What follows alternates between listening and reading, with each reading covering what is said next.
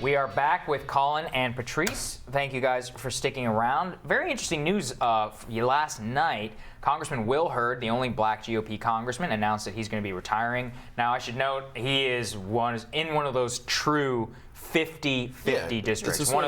One of the actual swings in this country. Patrice, I mean, we have a number, I think it's a half dozen GOP retirements at this point. The Democrats and the media are writing the obituary for the Republican Party. There they are on the screen. They're writing the obituary for the GOP in the next election. What do you think this entails?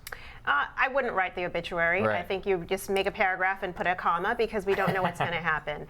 It's sad to lose Will Hurd. I loved actually visiting his district in Texas and going to some of the events there. And I think he's been a really refreshing voice. Certainly he's called the president to the mat when he needed to, but still been a true conservative. Yeah. What I do worry though about is, yes, you don't see a lot of black faces in the GOP in the House anymore, and I think there should be greater efforts to get more people who think the way we do, and there are plenty of those out there. That's not to say that the members there cannot represent our interests, cutting taxes, deregulation, et cetera, but I do think it's important to recruit more women, more people of color, just who have the same right message. Colin, if you're sitting at the DCCC, would you rather have a 22-seat majority or a 21-seat majority that has a reasonable African-American Republican such as a Will Hurd? I agree with you, Patrice. He is an absolute asset to not only the Republican Party, but to Congress. So do you leave him alone? Is there a benefit to having a Will Hurd who is a good and decent man on the Republican side? Well, look, there's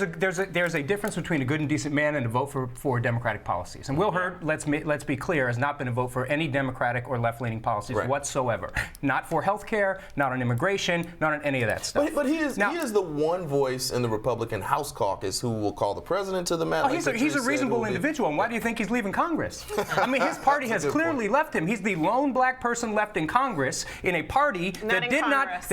In the House. In the House. What I always found most annoying is that no matter how much genuflecting he could do to go against Trump and all of this is. Will Hurd, a former CIA veteran, former CIA agent, went undercover in Afghanistan, was disinvited from a cybersecurity conference for being pro-life. And I thought, wow, even after all that this man has done, I mean, could he be not more separate from the Trump administration, Patrice? But the mere fact that he was pro-life is what got him disinvited from a left conference. I mean, I think that just shows that there's no space for it. That is what inspires Trumpian politics, which is like, all right, you know what? It's full-blown war. There's no other option. Well, there's no place for reasonableness. There's no place for people who don't follow a particular position or mindset. Right. And I think those who are particularly pro-life definitely feel the chill and the cold and the lockout in a lot of these cases. Yeah, I mean, I think we should talk about that, Colin. I think it's important. When your party is led by someone who consistently tweets things that are racially offensive and completely insensitive to people of color, and then the party that's supposed to bring things into line just supports him and doesn't at all oppose any of the things that are happening, what do you expect to happen? Well, I mean, it's going to be chaos. It's going to be a situation where people are completely felt left out in the cold and left behind by a party that they maybe believed in, but that isn't standing up for them. Well, but the problem is that bipartisanship suffers. And just because you support the president's policies doesn't mean you support every single tweet. That's right. I think the First Step Act, which passed last December, is a great example of the one time that Democrats and Republicans have come together to actually help people.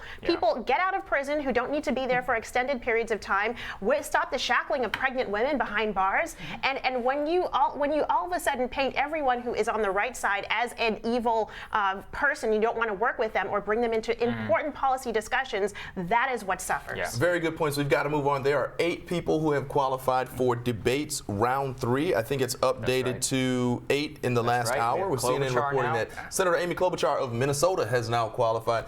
How will these less people on the stage present a different debate to the American public? How will it look different from the 2-night free-for-all we've seen? Well, I think that first of all, it's going to be a lot more about these individual people and what they bring to the table themselves, period. It's going to be a lot less attacking old policies. It's going to be, here's what I stand for, here's why you should vote for me, and here's what I'm going to do in my next administration. And I'm very interested to see who the kind of people on the bubble are going to be. You know, you could have a sleeper and somebody who shakes things up like Tom Steyer jump in and change the nature of the conversation. And so I think it's actually going to be a lot more fun to watch these debates because it's been a lot of shotgun-style debating with so many people on stage. And it's going to be more substantive, and you're going to hear more from those people individually. What I think is interesting, and what I would like to see is, I actually want it to be less, and that's why I think, like, who should not be on the stage? What do you think, Patrice? Because for me, I just want to see Biden, Bernie, Warren, Buttigieg, and Kamala Harris. As long as those 5 are all on the same stage, I don't care. That is the most important thing. Please add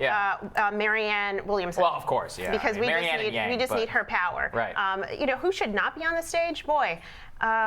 I would actually take out. Why is Kirsten Beto Gillibrand shouldn't be there. Yeah. Beto, he does need to go. He qualified. Why is he here? I mean, I don't think. What is he out here? I think all of the media fawning over him very early on got people excited about him, and now I think you'll see that energy start to dissipate. Right. If you didn't make it, both of y'all as campaign advisors, if you didn't make it, do you tell your people to drop out now?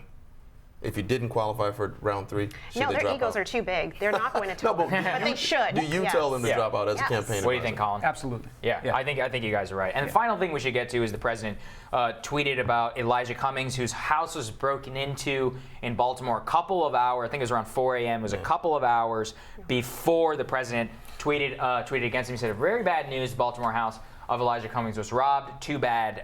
Exclamation mark. Yeah. A despicable mocking tweet from a despicable president. I'll give you the last word, Patrice. Yeah. I think he's just saying, you know what, Elijah Cummings, I'm sorry that it happened to you, but that's the city that you're in, and that's why we need to come together. There is nothing in that tweet. I appreciate you carrying the party line in any other circumstance, but this is real. It puts a real person in danger. It's a personal tragedy, and the president seems to have mocked it. I'm sorry, I said I'll give you the last word, Patrice. Colin. We'll get the actual last word. Look, if it walks like a duck and it talks like a duck, it is a duck. It's just more racist behavior from a president who seems to have zero intention to bring this country together and bring different races and different people of color to the table with his white nationalists. I do wish he would put some proposals. I think the mayor of Baltimore rightly said, please come help us, and I wish the president would do that. But we have to leave it there. Thank you guys so much for we're great. Thanks for joining us. Thank you. And before we go, a science update from astrophysicist Dr. Joe Pesch. He shares the latest news from the universe when Rising returns.